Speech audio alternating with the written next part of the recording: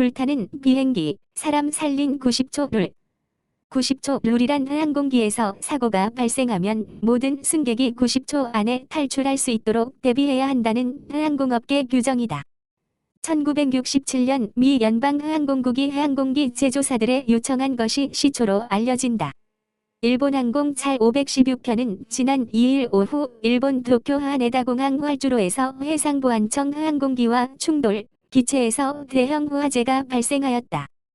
그럼에도 불구하고 여객기에서 탑승자 379명은 전원 탈출에 성공했다. 불길은 8시간 30분 만에야 잡혔고 비행기는 모기향처럼 재로 변했다. 해상보안청 항공기 탑승자 6명 중 5명이 사망했지만 여객기에서는 사망자가 발생하지 않았다. 비결로는 90초 룰이 지목된다. 사고 등 긴급 상황이 발생하면 90초 안에 모든 승객들을 기내에서 탈출시켜야 한다는 규정이다. 90초 룰은 이번 사고에서 어떻게 수백 명의 생명을 구했을까?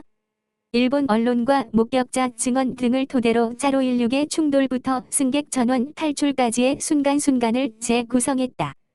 이날 오후 5시 47분 일본 홋카이도 신치토세를 떠나 도쿄 하네다 공항에 착륙해 활주로에서 감속하려던 잘 여객기가 무언가와 충돌해 덜컹거렸다. 비행기가 멈추기도 전에 비행기 날개 후미에 불이 붙어 번지기 시작했다. N 등이 보도한 사고 당시 기내 영상에 따르면 충돌 직후 빨리 내보내달라는 고성이 일부 나왔지만 대부분 자리에 앉아 승무원 안내를 기다렸다. 사고 이후 몇 초 내에 기내는 검은 연기로 가득해졌다. 승무원의 모습도 잘 보이지 않았다. 충돌로 기내 안내 방송 시스템이 고장나 기장의 안내는 나오지 않았다. 여객기는 1km쯤 지나 활주로에 완전히 멈추었다. 비행기가 멈춤과 동시에 잘 승무원 9명이 90초 룰을 가동했다. 안내 방송이 고장났기에 승무원들의 육성이 이를 대신했다. 일부 승무원은 기내에 이런 상황을 대비해 준비돼 있던 후악성기를 손에 들었다. 진정하고 앞으로 이동하세요. 차례대로 움직이세요. 미리 연습해 둔 문구들이었다. 비행기 뒤쪽에 불이 붙어 앞으로 번지는 상황이었기에 승객을 앞으로 보낸 것이다.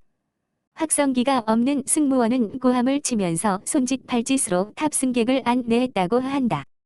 승무원들은 탑승객을 앞으로 유도하면서 선반을 건들지 말라. 짐을 버리고 가라고 반복해서 안내했다.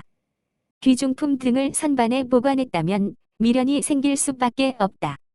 하지만 승객 중 한 명이 멈추어 선반을 여는 순간 그 뒤에 있는 이들의 탈출이 지체되고 수많은 이들이 목숨을 잃을 수 있다.